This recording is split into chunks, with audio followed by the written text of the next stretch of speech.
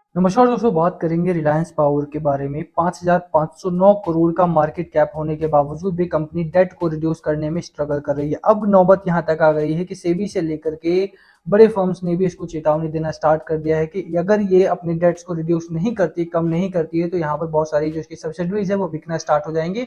और वो जो सपना था, वो जो एक डर था, वो अब यहाँ पर सच होता हुआ दिखाई दे रहा है। पिछले दिनों खबर आई कि इसकी एक सब्सिडरी, बहुत बड़ी सब्सिडरी बिकने वाली है और इसका काफी गहरा असर आपके पोर्टफोलियो पर पड़ सकता है। रिलायंस पावर की एक बहुत बड़ी सब्सिडी अगर यहाँ से बिकती है तो इसका डेट जो रिड्यूस होने के बजाय, अभी भी आप देखेंगे तो मैं इसके प्रॉफिट एंड लॉस में जाकर के बैलेंस शीट में आपको मैं इसका डेट दिखा दूं एक बार। अब देखिए कि इनकी लायबिलिटी बहुत ज्यादा बढ़ गई है। 48,000 करोड़ के आसपास की इनकी लायबिलिटीज हैं।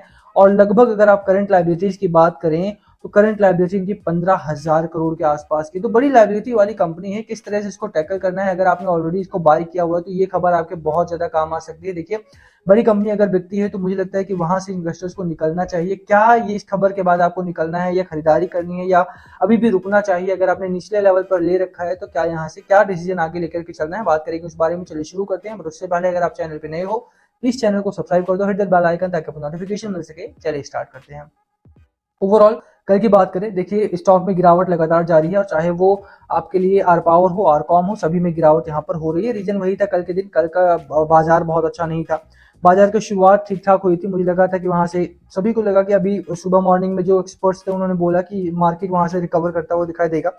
But at the end of the day अगर आप देखें, निफ्टी 50 में भी बहुत भारी गिरावट हुई, निफ्टी नेक्स्ट 50 में भी काफी गिरावट देखने को मिली। और उसी की वजह से आर पावर जैसी कंपनी, जिनमें उम्मीद थी कि अगर रैली आती है तो उनका मार्केट कैप थोड़ा बढ़ जाएगा, थोड़ा सा यहाँ पे इनके शेयर प्राइस में इंप्रूवमेंट देखने को मिलेगा, या आरकॉम में इस तरह की इंप्रूवमेंट देखने को मिलेगी आने वाले दिनों में। अगर रिकवरी शेयर प्राइस में भी होती तो वहां से लगता है कि हाँ ठीक है, बाजार में यहाँ से इंप्रूवमेंट देखने को मिले, बट वो हुआ नहीं और बड़ी खबर वहां पर आ गई।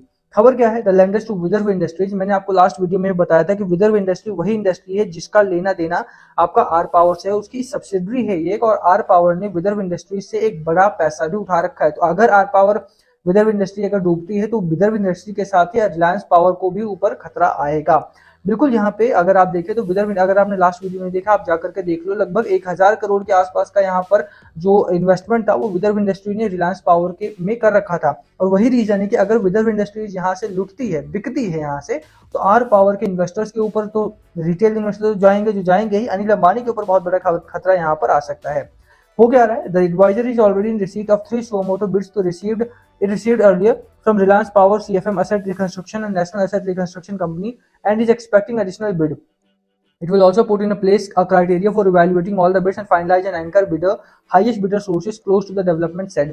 ओवरऑल अगर आप देखें तो एसबीआई कैप्स को यहाँ पर रखा गया है एडवाइजर के तौर पे, जो कि बिड्स को इनवाइट करेंगे और उसको वन टाइम सेटलमेंट के तौर पे फाइनलाइज करेंगे। विदर्भ इंडस्ट्री लिमिटेड जो है वो बिकने के कगार पर है, वो बिकेगी ही बिकेगी, इसमें कोई दो राय नहीं है। अभी के लिए अगर आप देखो तो एसबीआई कैप्स आपका यहाँ पर इवेल्युएट करेगा और स्विच चैलेंज मेथड यहाँ पर यूज करेगा। ओवरऑल अगर आप देखो तो फिक्स सितंबर 30 हो चुका है डेट यहाँ पे, जब तक कि कंपनी पूरी तरह से बिक जाएगी। आर पावर के ऊपर खतरा आ चुका है इस समय पे। अगर आप बात करें तो आर पावर यहाँ पर थोड़ा सा, यहाँ पे जो अभी तक लग रहा था कि ये उभरती हुई दिखाई दे सकती है, वो अब थोड़ा सा मुझे लगता है कि अभी थोड़ा निकलना पड़ेगा आपको यहाँ से। या फिर अगर आपने इन्वेस्टमेंट बहुत ज्यादा पैसे की नहीं कर रखे तो बैठे रहो, कोई और इन्वेस्टमेंट को बढ़ाना मत। इस समय अगर आप विदर्भ के ऊपर लोन देखोगे तो 2,216 करोड़ के आसपास का लोन है, विदर्भ के ऊपर लोन है। उसके बावजूद भी विदर्भ ने आर पावर में इन्वेस्टमेंट किया था। आपको याद होगा 2020 की भी खबर मैंने आपको दिखाया था जब मैं आर पावर को वहां पर एनालाइज कर रहा था कि ये विदर्भ जो है वो आर पावर की सब्सिडी होने के साथ आर पावर में बहुत बड़ी इन्वेस्टमेंट भी है इनकी। तो वो भी अगर डूबती है तो वहां से आर पावर के शेयर प्राइसेस में भी आपको रिडक्शन देखने को मिलेगा। अच्छा, विदर्भ में इन्वेस्टमेंट किस किस की है? तो एसबीआई की बड़ी इन्वेस्टमेंट है यहाँ पे, केनरा बैंक की इन्वेस्टमेंट है, बैंक ऑफ महाराष्ट्र है, पंजाब नेशनल बैंक है और एक्सिस बैंक है, जिनको सबसे पहले पैसा दिया जाएगा। 3 बिड्स यहाँ पर ऑलरेडी यहाँ पर आ चुकी हैं।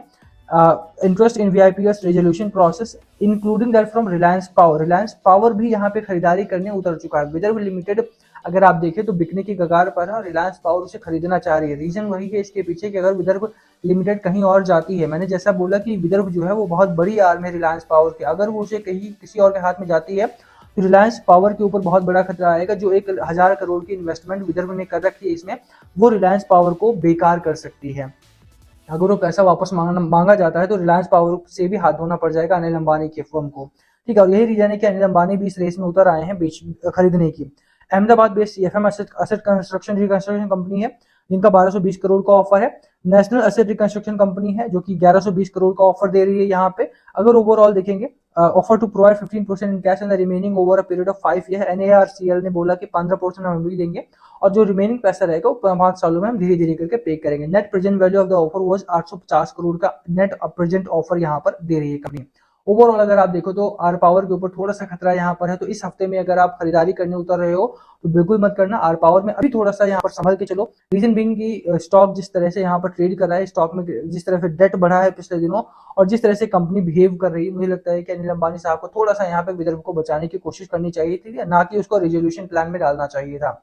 अगर उनके पास खरीदारी करने का पैसा है तो मुझे लगता है कि वहां पर थोड़ा सा उनको विदर्भ के ऊपर फोकस करना चाहिए था, क्योंकि अगर विदर्भ जाती है तो वहां से आपका आर पावर के ऊपर भी खतरा जाएगा। और अनिल अंबानी के पास पैसा होता तो मे भी वो आर पावर को टर्न अराउंड कर लेते। तो ओवरऑल खबरें अभी यही है कि आर पावर में थोड़ा सा कॉशियस रहना है आपको। साथ में आरकॉम की चर्चा भी यहाँ पर करेंगे, क्योंकि आर पावर अगर जाती है तो आरकॉम आपके लिए बहुत ही एक लूज ट्रेड बन जाएगा। आरकॉम अभी आप देखें तो एक ट्रेंडिंग पर है, 5% के आसपास की रैली यहाँ पर फ्राइडे को आई थी जब बाजार में हो रही थी गिरावट।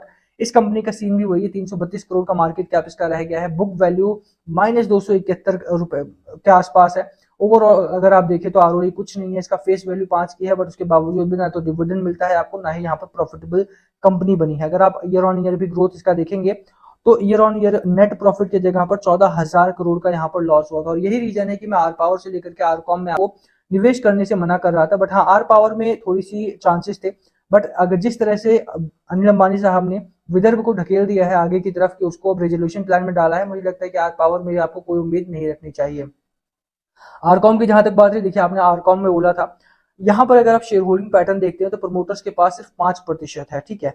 कोई एफआईआई यहाँ पर नहीं है कोई खास। डीआईआई की अगर आप बात करें तो डीआईआई थोड़े से यहाँ पर बने हुए हैं, बट मुझे लगता है कि डीआईआई का उतना बड़ा रोल यहाँ पर देखने को नहीं मिल रहा है जितना उम्मीद है कि 4% के आसपास डीआईआई ने होल्ड किया है, बट वो हॉक्स भी हो सकता है। बप्लिक के पास सबसे ज्यादा होल्डिंग है, क्योंकि लोगों को लग रहा है कि 1 रुपए का स्टॉक है यहाँ पे और खरीद लो, अगर 1 रुपए से 10 का व्यू हो तो 10x आपको प्रॉफिट मिल जाएगा। बट ऐसा नहीं होता है किसी भी स्टॉक में।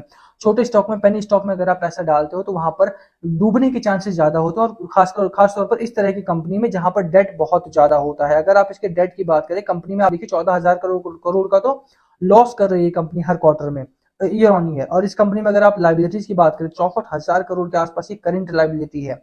करंट एसेट आपका सिर्फ 33,000 करोड़ के आसपास का। तो अगर आप इसका करंट रेशियो भी देखेंगे ना, तो करंट रेशियो भी इसका बहुत ही खराब चल रहा है इस समय पे।